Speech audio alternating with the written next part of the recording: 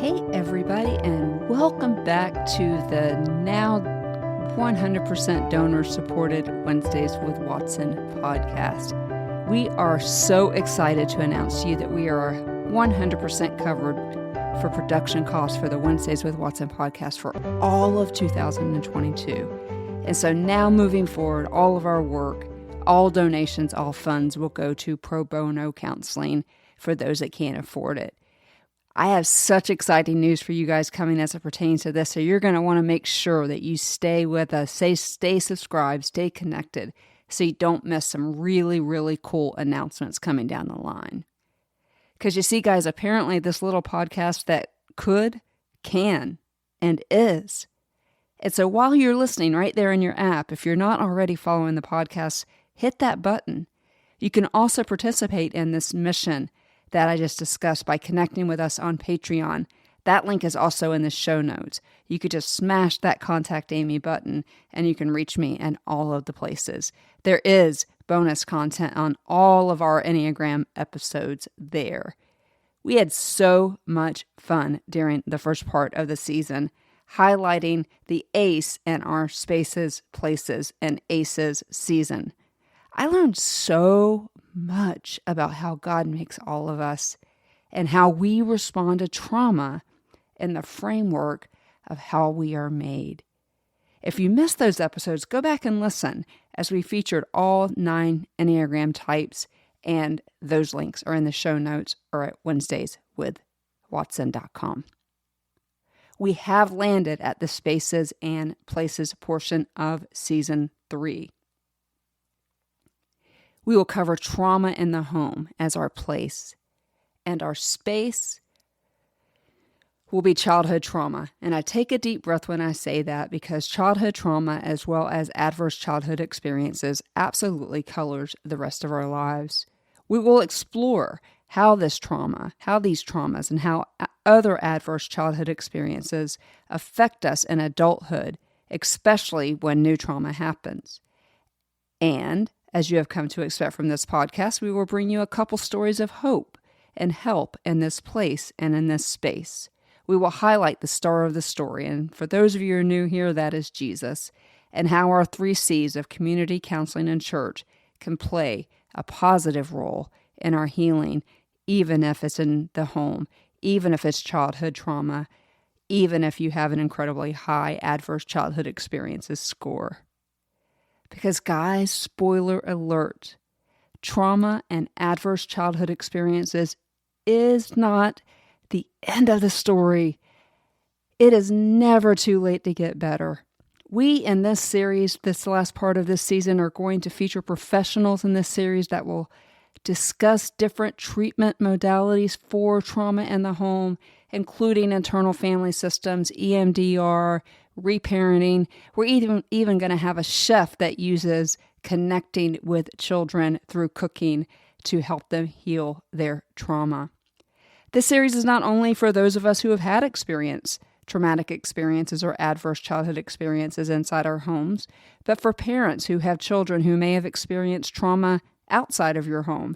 We want to provide hope for you as parents. I want to provide hope for those of you who are foster or adoptive parents. This series is also helpful for teachers, youth leaders, and for anyone who has contact with children. In order to stop these things, it's going to take all of us. And I know that's a trendy statement right now, but it's going to take all of us. The purpose of this series is to educate so that each one of you can reach another person. And we can see adult survivors healing instead of walking around as wounded children in an adult world. Great minds agree about the importance of home and family. I have my MBA, so I read Wealth of Nation, and in his book, which you don't need to read unless you're getting an MBA, but he very astutely points out and identifies the family as the most basic unit in any society. Aristotle said this about the family. He said the family is nature's, and put God there, established association for the supply of every man's wants. Now, I'm not one to argue with a mind like Aristotle, but I think he would probably add needs to that list We are wired for family. We are wired to love them unconditionally. And we are wired to be loved unconditionally. But that quite often doesn't happen in the home. And trauma and negative experiences, or adverse childhood experiences, as you will hear me say a lot in this episode, are as old as time. We don't even get out of the book of Genesis before we saw the very first murder and betrayal in the family. Actually, it was the very first murder, period, right? And it still happened inside the content of the family. We see this when Cain committed the first murder in the Bible by killing his very own brother. Joseph was betrayed and sold into slavery by his brothers. Jacob was tricked by his own son who stole his brother's birthright. Trauma and adverse experiences inside the home is not new. We see that in Ecclesiastes chapter 3. There's nothing new under the sun. But the focus on it needs to be stepped up by a factor of 10. Wounded children become even more wounded adults because life is surely not done with any of us until we take our last breath. What if we first understood trauma and then used that knowledge and understanding at our disposal to beat it?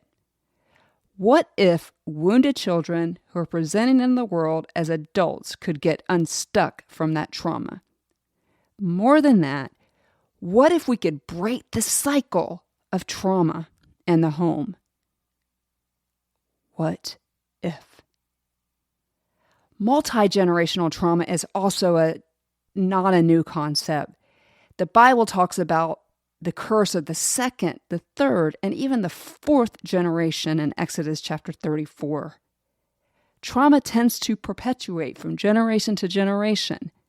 This phenomenon actually is not only biblical, but has scientific evidence, and it is described in a fancy term that we call epigenetics.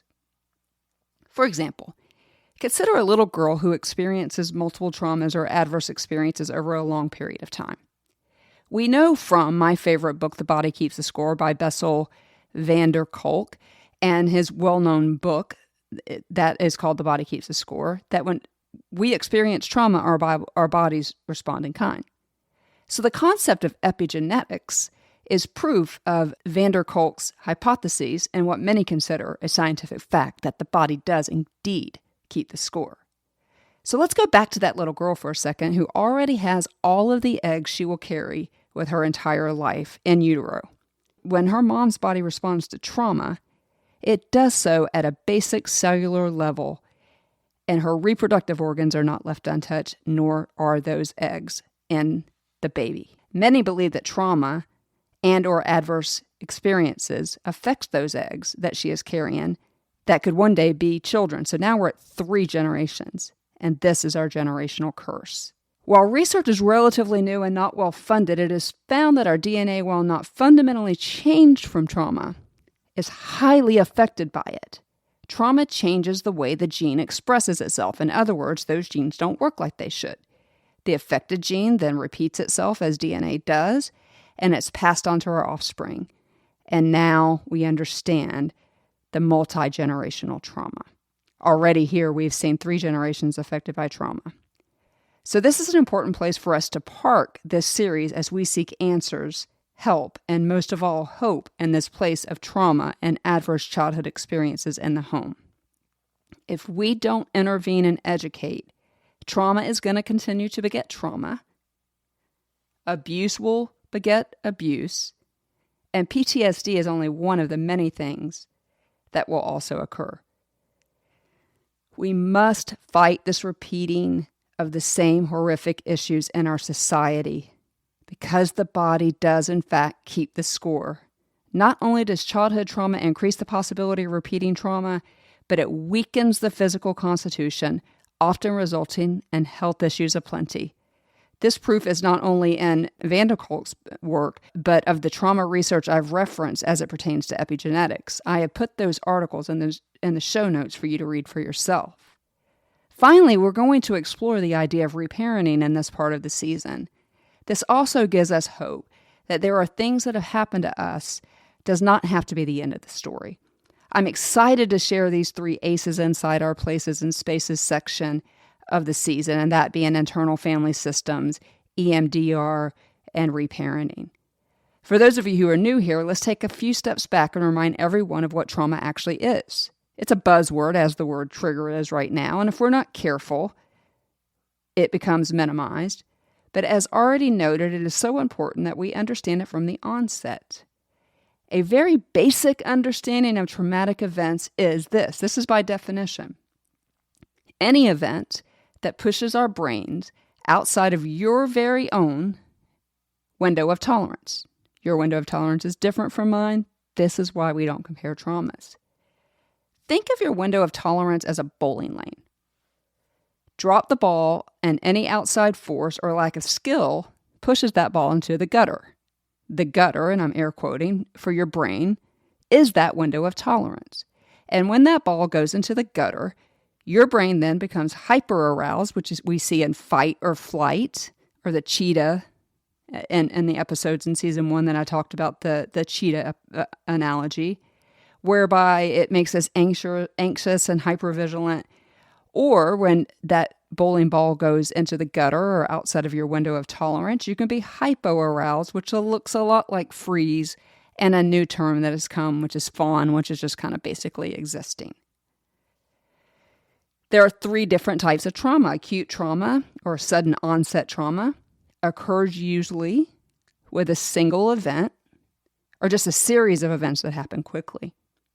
Acute trauma can and does push some brains outside of the window of tolerance. Then they can experience both those hyper and hypoarousal symptoms. If we can get to that acute trauma quickly and treat it aggressively, we can mitigate some of the damage and provide for the best possible outcome. You see a lot of EMDR therapists on the scene at school shootings and things of that nature so that they could get to those kids and get to them quickly so that we could have the best possible outcome from that traumatic event. The second type of trauma is chronic trauma. Chronic trauma is usually more than one trauma, but always over a long period of time. As I mentioned, we don't compare traumas, but it is important to note that this type of trauma will probably require more work, and early intervention is still really, really important. Children who experience chronic trauma or other adverse childhood experiences in the home need intervention, and for that we have to understand their reality. Left untreated, like mine, chronic trauma can and probably will turn into complex trauma. Complex trauma is chronic trauma that has other layers of complexity, most notably physical manifestations. Complex trauma from an early age is very difficult to overcome. But if you are under the sound of my voice right now, you know that is possible.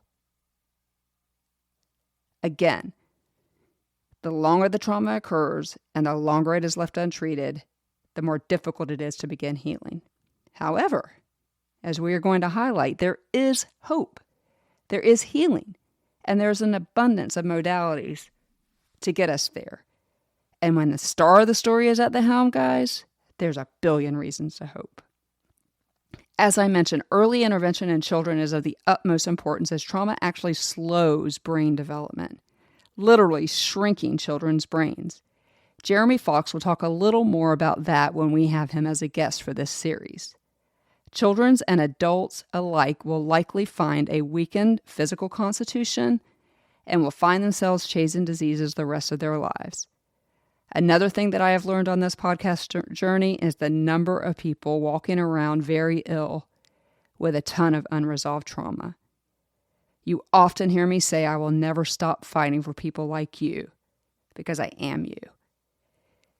I have mentioned adverse childhood experiences a few times, and I have done that because of the stigma of the word trauma. Adverse childhood experiences is a widely accepted measurement of psychological effects of trauma in the home in childhood. You can find the link to take that quiz in the show notes, but here are the 10 adverse childhood experiences. Emotional abuse, sexual abuse, physical abuse, emotional neglect, physical neglect, divorce, an incarcerated parent, substance abuse in the home, domestic violence, or mental illness in the home. I am confident that everyone under the sound of my voice heard some things that occurred in their homes. Does that mean that you have post-traumatic stress? Certainly not. But it does mean that maybe you need to pay attention to the way the ramifications of some of these things are showing up in your life. Do they show up in your home? We're going to have a really good episode with a parent who found this to be true in her own parenting.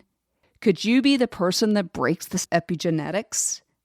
If you didn't hear something on that list that occurred in your home, how about the people that you know? Did you know that 1 in 4 and 1 in 7 women and men, respectively, will report adverse childhood experiences of some kind? Was the good Dr. Seus right when he said that adults are just outdated children? What if you could go back and show compassion and grace and provision for that little kid that endured the things your brain cannot metabolize, and heal yourself and live a life absent of all the ills of unresolved trauma? What if? Stay tuned, because we have some hope and help for you. I also love this quote by Stacia Tosh. We worry about what children will become tomorrow, yet we forget that he is somebody today. So let's remember that children living within the 4 walls of a home that isn't safe is a child today that needs attention today. Because Smith and Aristotle were spot on. Home is where it's at. Home is where it's at. So join me in this series to create a safer and more healthier outlook on childhood trauma in the home, hopefully yielding healthier people who can enjoy their lives instead of living in the gutters of their shadowed window of tolerance. So I'm so excited about this season, guys. Stay tuned for more as will spend 9 episodes diving deep into the place of the home and the space of childhood trauma. I can't wait to bring you more information so that we can continue our mission here in helping people remember that they are seen, that they are known, that they are heard, that they are loved, and that they are valued. And to all of you wounded adults out there walking around with your heart in a billion pieces, I want you to know I see you. And I want to pray for you. So please reach out to me in whatever way you want to do that. Again, just hit that Contact Amy in the show notes. Finally, if you don't know the star of the story, Jesus, who can help you with these monsters of childhood trauma, I would also be happy to introduce you to him. Again, please reach out to me. And until we come back here in the Healing Zone with our first episode with our first guest, who will talk about how her childhood trauma affected her deeply in adulthood, especially as it pertains to new trauma. We will be back here in 2 weeks. Hope to see you then. Hey guys, and thanks for listening. I hope that we were able to teach you something today and that this upcoming series will strike a chord with someone somewhere, and that you can know that you can live an abundant life and that you are so loved by people you don't even know. As I mentioned, we'll be back 2 weeks here in the Healing Zone with our first interview, and we will highlight how trauma colors how we deal with trauma in adulthood. If you haven't already, make sure you subscribe so you don't miss this series. Also, head to the Patreon link and go back and listen to some of those AC chats. You'll love those.